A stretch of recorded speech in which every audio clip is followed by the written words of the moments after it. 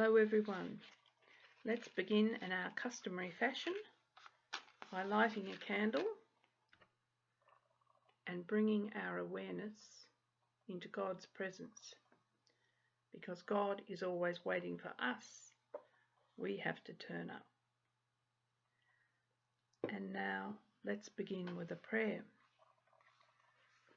A reflection on verse 5 from Psalm 43. God, I thank you that the fire of your Spirit brings new life to my body and soul. I will place my life in your hands and my hope in your faithfulness and love. Amen. Last week I talked a little bit about religious or spiritual freedom, what it means for us to be actually free in the Spirit.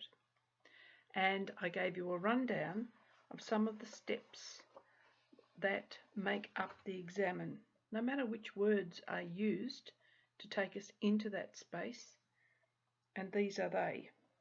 First of all, we give thanks, thinking about the graces that God gives us on a daily basis. Next, we ask for the Spirit to guide us during that time of prayerfulness.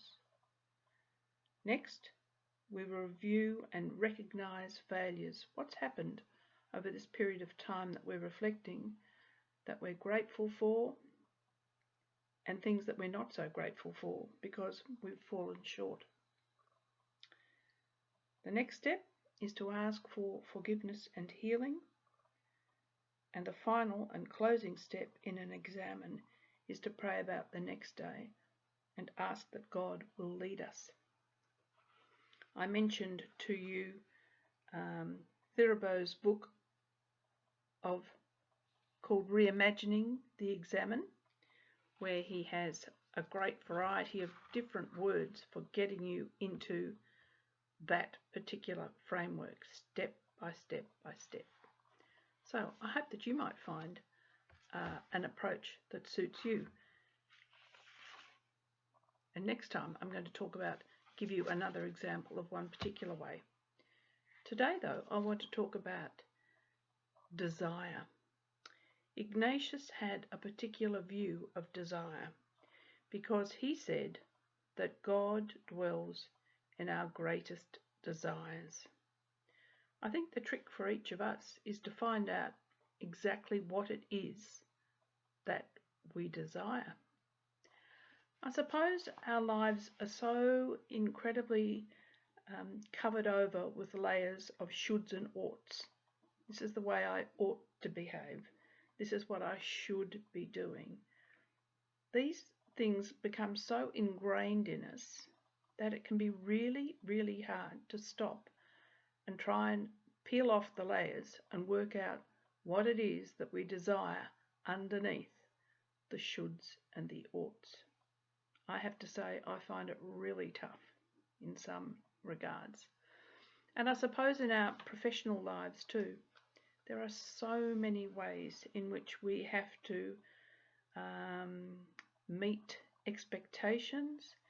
It might be key performance indicators, KPIs, everything that forces us constantly to be striving and meeting benchmarks can take us away from our deepest desire. But if we could sit back and contemplate that deep desire, Ignatius says that right there we find God's presence. So I suppose that's another way of saying that the deepest driver towards growth and well-being is in fact God's desire. I suppose the way I sometimes used to talk with children about it, it's like the sweet spot. We all know if we're hitting a ball on a racket, for instance, there's a point where we get that beautiful sound and the ball moves in the trajectory that we want it and we've hit it in the right way. Well, if we find our own sweet spot, we might well find what God is telling us, what God is whispering to us. But I suppose the really hard part for us is to find the strength to strip away all those other things and become quiet and still. In my next session, I'm going to talk a little bit about just how hard it is to let ourselves do that. Are you good at sitting still? Are you a doer? I think I am. I have to be doing something. I have to be productive before I think, well, I'm a worthwhile individual. But of course, Ignatius knew that it was really important for him to sit back and to wait and to listen and to watch. I have a lovely little explanation here that says Ignatius was a master daydreamer. He could do it for hours on end, and it was through daydreaming that Ignatius learned to determine God's will for his life. So he could sit back and he could wait. Now some people might say, well, that's just a waste of time, or what you're really doing is in your idleness finding qualities that are less than satisfactory, and you're making it up anyway.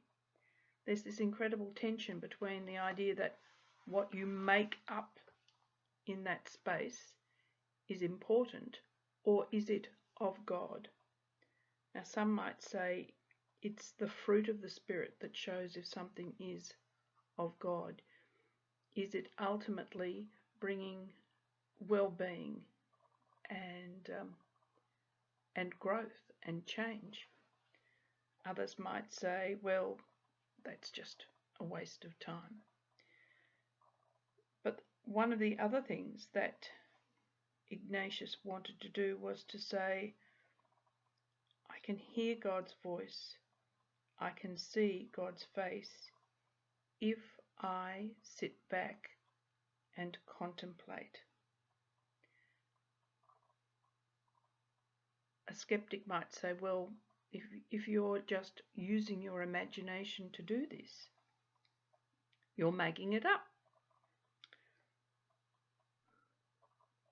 But Ignatius would say, it's not just my imagination.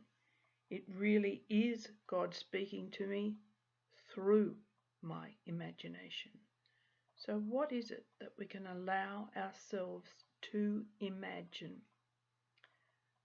Saint Teresa of Avila said, God works with my imagination as well as my hands.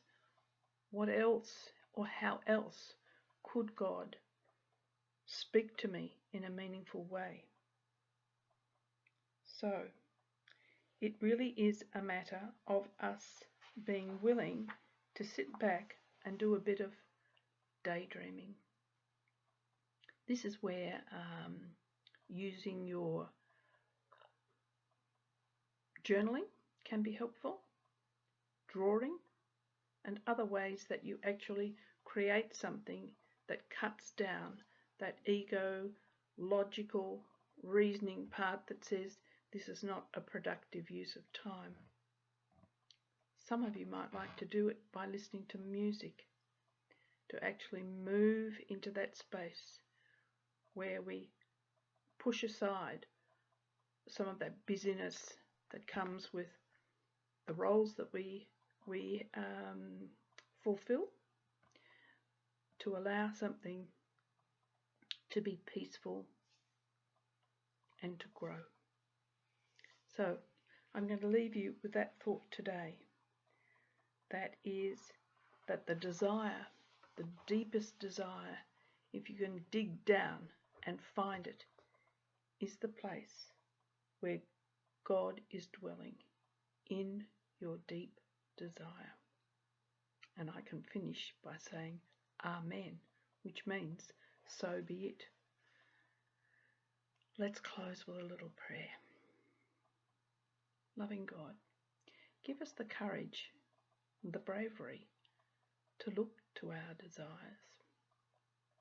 Give us the permission and the spiritual freedom to sit back and to wait and to look and to listen, so that we might see your presence in our deepest desire. Amen. Bye for now.